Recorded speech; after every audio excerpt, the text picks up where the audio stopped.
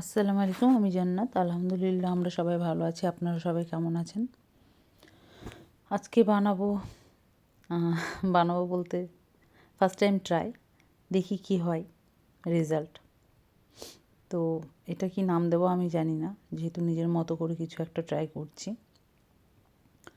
তো আমি এখানে নিয়েছি বেকিং পাউডার আর কনডেন্স মিল্ক, কোকোনাট মিল্ক, ডিম, ভ্যানিলা এসেন্স, মোটামুটি এগুলোই নিয়েছি। তো সবার প্রথমে আমি ডিমগুলোকে মানে 2 থেকে 3টে ডিম নেবেন। প্রথমবারে 2টোই নেবেন।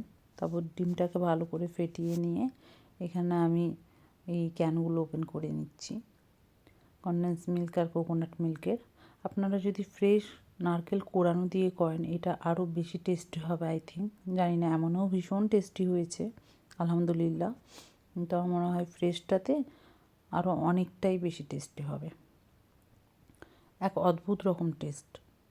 একবার অবশ্যই সবাই ট্রাই করবেন, কারণ আমি শিওর বলছি ম্যাক্সিমাম মানুষকে এটা ভালো লাগবে। আর অল্প লবণও এর মধ্যে আমি অ্যাড করেছিলাম, যেহেতু মিষ্টিটা ব্যালেন্স করার জন্য। তো আমি এই যে পুরো একটা কৌটা পুরো, এটা মনে হয় যতদূর সম্ভব এই যে মোটামুটি 400 গ্রাম কনডেন্স মিল্ক, তো 400 গ্রামই দিয়ে দেবো আমি। আপনারা যদি একটু মিষ্টি কম খান তাহলে এটা আপনি হাফ দেবেন বা ইচ্ছা অনুযায়ী দেবেন, যেরকম মিষ্টি খাবেন। আমার যেহেতু মিষ্টি খাবার ভালো লাগে, পরে যদিও আমার বাড়ির অন্যান্য সদস্যদের মনে হয়েছে মিষ্টিটা একটু কম হয়েছে, বাট আমার ঠিকই লেগেছে। আর এই যে ডিম, কনডেন্স মিল্ক আমি একসাথে একটু ফেটিয়ে নিলাম। এটা বেশি ফেটানোরও কিছু নেই, জাস্ট মিক্সড করাই কাজ। তো করব, তবে আমার মনে হয়েছে যদি আপনারা ফ্রেশ নারকেল কুড়িয়ে সেটা দিয়ে এটা বানান, এটা কিন্তু এক অদ্ভুত টেস্টের কিছু একটা হবে, মানে অদ্ভুত মানে পজিটিভ আর কি, খুব ভালো কিছু একটা তৈরি হবে। তো এখানে আমি কোকোনাট মিল্ক, ডিম, কনডেন্স মিল্ক, লবণ, বেকিং পাউডার আর ওই যে শুকনো নারকেল দিয়ে এটাকে কিন্তু অনেকক্ষণ ঢেকে রাখতে হবে, প্রায় 30 মিনিট। আর যদি কেউ চান এখানে কোকোনাট পাউডারের জায়গায় মানে হাফ কোকোনাট পাউডার আর হাফ আমন্ড পাউডার অ্যাড করতে পারেন, সেটাও দুর্দান্ত টেস্ট হবে। নেক্সট টাইম আমি ইনশাল্লাহ এরমভাবে ট্রাই করব, যেহেতু এখানে আমি খুব ইজিলি এগুলো পাই। তো চেষ্টা করব যেগুলো হাতের কাছে অ্যাভেলেবেল সেগুলো দিয়ে যে কদিন আছে কিছু কিছু ট্রাই করে দেখতে।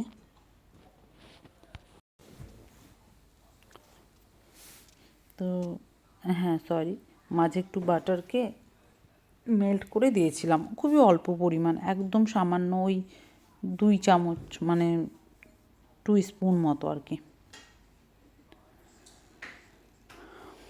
আর এই যে শুকনো নারকেলটা দিয়ে আমি এটাকে ভালো করে মেখে এক সাইডে 30 মিনিটের জন্য রেখে দেবো।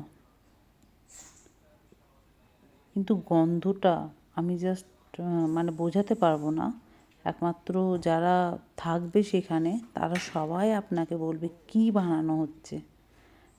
এত মিষ্টি, এত সুন্দর একটা গন্ধ বের হয় না, জাস্ট অসাধারণ। তো এটাকে আমি ওই 30 মিনিটস মতো এক সাইডে সরিয়ে রাখবো। আর ওভেনের টেম্পারেচারটাও এখানে একটু ম্যাটার করে, পরিমাণের উপর ডিপেন্ড করে অবশ্য। যেহেতু আমারটা বেশ অনেকটাই পরিমাণ, তাই আমার টেম্পারেচার না, টাইমিংটা একটু বেশি লাগবে। এই যে এখন আমি এর মধ্যে ভ্যানিলা অ্যাড করে এটাকে আমি বেক হতে দেবো। এই যে খুব সুন্দর একটা ব্যাটার তৈরি হয়েছে। আর আমি দিয়েছিলাম 170-তে ওই 45 মিনিটস মতো, বাট ওই 30 মিনিটসের পর থেকেই গন্ধ বেরোতে শুরু হয়, সুগন্ধ আর কি, দুর্দান্ত একটা গন্ধ, পুরো ঘর মো মো করছে একদম।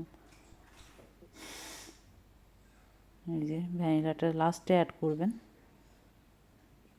প্রথমে অ্যাড করার দরকার নেই। আমি এবার ওভেনের মধ্যে এটা বেক হতে দেবো। তবে এটাও ডিপেন্ড করে, আর ওভেন না থাকলে এটা প্রেশার কুকারেও খুব সুন্দর হবে বা কড়াইয়েও খুব সুন্দর হবে। আমার তো মনে হয় কড়াইয়ে আরও সুন্দর হবে। নেক্সট টাইম আমি একবার কড়াইয়ে বানিয়ে দেখব। তো এটা এখন হোক, ততক্ষণ আমি অন্যান্য কাজগুলো করি, অনেক কাজ থাকে। তো বেকিংয়ের সময়টা আমি এরকমভাবেই কাটাই। বেকিং না আমার মনে হয় কোথাও না কোথাও একটা থেরাপি। মানুষের মানে মন রিল্যাক্স হয়ে যায় বেকিং করে। এই যে দেখছেন কি সুন্দর একটা লুক, খেতেও যেমন দেখতেও তেমন, আর গন্ধ তো আমি বলে বোঝাতে পারবো না। এই যে আলহামদুলিল্লাহ, এত সুন্দর একটা জিনিস